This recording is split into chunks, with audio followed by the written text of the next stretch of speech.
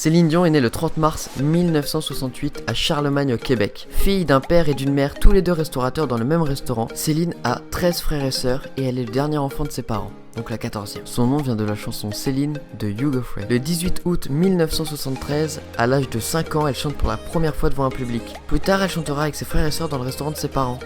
Elle compose sa première chanson avec sa mère et son frère Jacques. En 1980, elle enregistre à l'âge de 12 ans. La chanson s'appellera Ce n'était qu'un rêve. Peu de temps après, un autre de ses frères, Michel, envoie l'enregistrement à René Angelil, dont il a découvert le nom au dos d'une pochette de disque de Ginette Renault. Ce n'est qu'en février 1981, après beaucoup d'insistance de la part de la famille, qu'il accepte d'écouter l'enregistrement. Il sera impressionné par la voix de Céline et décidera de la convoquer. Il lui demandera de chanter devant lui. Très impressionné, il hypothèque sa maison pour financer le premier album de la chanteuse. Céline apparaît pour la première fois à la télévision québécoise le 19 juin 1981. Les deux premiers albums de Céline Dion sortiront en même temps. Le premier s'intitule La Voix du Bon Dieu. Le second, Céline Dion chante Noël. Ils connaîtront un succès immédiat au Québec.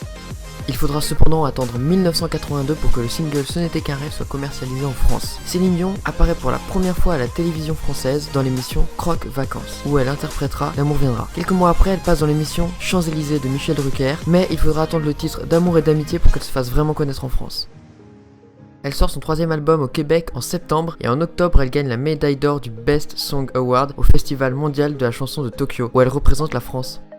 Le 29 janvier 1983, elle chante en France au Midem et devient la première Canadienne à obtenir un disque d'or en France, en même temps qu'un quatrième album sort au Québec et son premier album en France, Du soleil au cœur. En 1984, elle est choisie pour représenter la jeunesse de son pays pour la venue du pape Jean-Paul II au stade olympique de Montréal le 11 septembre où elle chante Une colombe devant 65 000 personnes.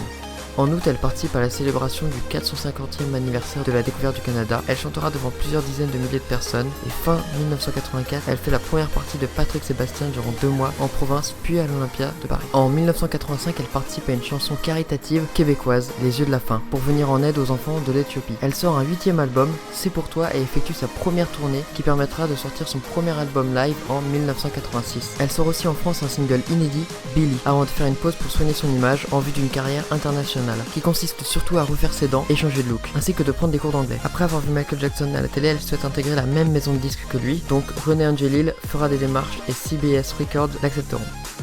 Elle participe au concours Eurovision en 1988 et elle le gagne avec la chanson Ne partez pas sans moi. Dans ce concours-là, elle représente la Suisse. Et elle sort en 1990 son premier album anglais intitulé Unisson. Pour son succès international, elle est récompensée par le Legend Award lors de la cérémonie des World Music Awards en 2007. Et en 2016, elle gagne le Félix Hommage et c'est son fils René Charles qui lui remet.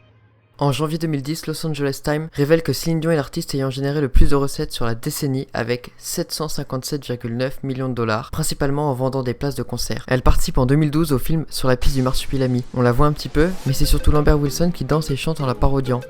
Céline Dion se marie avec René Angelil le 17 décembre 1994. René était son premier producteur, il aimait beaucoup sa voix et puis quand elle est devenue adulte, il l'a aimée elle. Ils ont 26 ans d'écart. Comme on le sait, en 1999, elle décide de faire une pause dans sa carrière après l'an 2000 pour avoir une famille, et 2, sa décision sera appuyée par le fait d'une découverte d'un cancer sur son mari. Il décide de se marier une deuxième fois à Las Vegas le 5 janvier 2000 et quelques mois plus tard, elle donne naissance à René Charles le 25 janvier 2001. On sait aujourd'hui malheureusement que René ne s'en remettra pas puisqu'il décède le 14 janvier 2016. Cette fois-ci, contrairement à d'habitude, je ne résumerai pas sa vie en 3 points parce que c'était très compliqué de trouver 3 points essentiels dans la vie de Céline Dion, mais en 2 anecdotes. La première est que le 6 janvier 2004, Céline Dion reçoit son étoile sur le Hollywood Walk of Fame à Los Angeles. La seconde est qu'elle est en tournée dans toute la France en ce moment. J'espère que cette vidéo vous a plu, merci de l'avoir regardé, partagez et likez, abonnez-vous et venez me suivre sur Twitter, le lien est dans la description.